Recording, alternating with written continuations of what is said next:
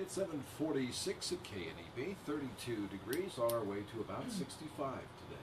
News Extra is next and brought to you by Gehring Civic Center. Here's Kevin. Thank you, Dennis, and good morning, everyone. Our guest today is Sarah Pinet, and she's going to talk about her first annual, this is the first annual Victoberfest Farm Festival. So, what is Victoberfest? How did you come up with this idea? I've seen other farms that do farm festivals or harvest festivals, and because we're a dairy, we don't really have anything to harvest besides milk. So we decided to go with just more of a farm festival, celebrating the animals and the hard work on the farm. All right, it's cool. This is the last outdoor farmers market of the year. You've been participating in that, and so a lot of the vendors that have been in the outdoor farmers market are coming up to your place, right? Yes, the last market downtown is on Saturday, and then my event's on Sunday, and it'll be the last opportunity to get all those veggies and all those things that you've been able to get downtown through the summer. And then we'll move to an indoor locale next month. All right.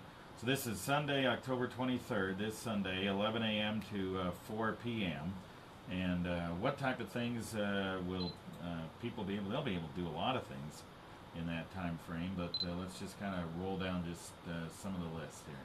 Okay, well we have a viewing path that goes around all of our animal pens, and we have horses, the pony, the goats of course, pigs, chickens, guineas, all sorts of animals.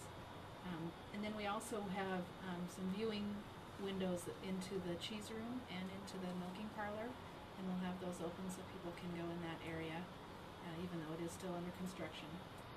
And then we're going to have penny carnival type stations around where people can buy tickets to do these fun events like milk a goat, and we even have some tickets or some ribbons that kids can get. The first 50 goat milkers get a I Milk the Dairy Goat ribbon.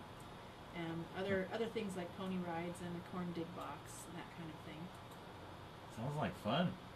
I hope so. It sounds like fun. It sounds like a kid's dream out there. I mean, this is one of those things where you basically bring the family to Victory Hill Farm and show them what it's like, right? Isn't that kind of the idea? Yes, it is. We are also going to have raffles. Each of the farmers market vendors is going to have something on their table that they can.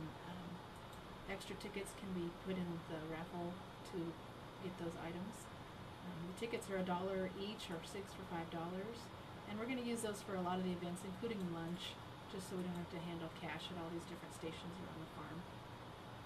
And we don't take credit cards, so it's cash and check only, please. All right, cash and check only. And you got to talk about the ribbons and so forth. Now let's talk about, we were talking outside about how many goats you have. And you've got a lot of goats, and including she's got, if you check out the video, Sarah's wearing some goat ears today, so it'd be good to check out the video. But anyway, how many goats do you have? Currently we have 72. 50 of those were our milkers, but we're down to only milking 36 right now. Wow. So, and goats almost always have twins, so those 50 that had babies this year, we ended up with 100 babies. Wow. So you had 100 babies like really fast at the same time, didn't you? Yeah, in March we had about 65 born in 1 week, and then they kind of stretched out after that. But we'll probably be doing the same thing next March. So that's a pretty hectic week in March. You already know in March you're pretty busy, right? Yeah, I've already lined up a nanny for that week. Yeah. It's gonna be pretty hard. But you do get rid of many of the goats when you after you have them, right? You can't keep them all, and that's definitely the hardest part about this business is culling. But in the meantime, we did keep 12 of those babies from last year, and they're still pretty small, so people can come see those. Yeah. And all the other animals. Yeah, there's a lot of them. All right, we'll take a break and be back with more right after this. Fall colors prove it's time for the Civic Okay, we Center's gotta tell 18th people how to annual get there. Holiday Craft Fair. Handmade crafts of jewelry, wood not very arts, hard. Americana, sculpture, and holiday items galore. Oh, Taste with the and name buy of the farm, gourmet someone foods was describing. including artisan breads, Good. jellies, That's slices, cool. ethnic foods, and designer cupcakes. Shop early at the Friday night, November 4th preview show from 5:30 to 8 p.m. Saturday, November 5th, show hours are from 9 a.m. to 4 p.m. That's the Civic Center's Holiday Craft Fair. All right, for those of you who don't know where Victory Hill Farm is, we're talking about the first annual Victoberfest, by the way, farm festival out at Victory Hill Farm, and Sarah Pinet is here to talk about it. You and your husband Lee take care of the farm and all the goat cheese and selling it and marketing it and all that kind of stuff. So let's tell folks where Victory Hill Farm is. It's just north of Scottsbluff on Highway 71, about 4 miles, and then a half mile west on County Road F. And County Road F is actually the same as Lake Minnetonka Road, so it's pretty easy to find because right on the corner of the highway is the old Victory Hill School, Yes. and we're a half a mile west from there. Just a half a mile west from there, and bang, you're right there. Mm-hmm. So how much property do you guys have? We only have 5 acres, and we're gonna hopefully park people out in the pasture, and then we'll have kind of a loop that goes around all the buildings for all the events. Yeah. So this is going to be an annual thing. At least that's the idea, right? Yes, we'll see how it goes. I have high hopes for this event. I think it'll be really fun.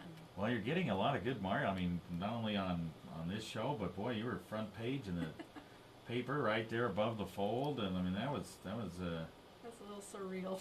pretty good promotion there. Front page in the paper a couple of days ago, and so you should have a good crowd. How many people do you normally have for, say, one of the outdoor farmers markets? Usually have over I'd say 100, right? a couple hundred.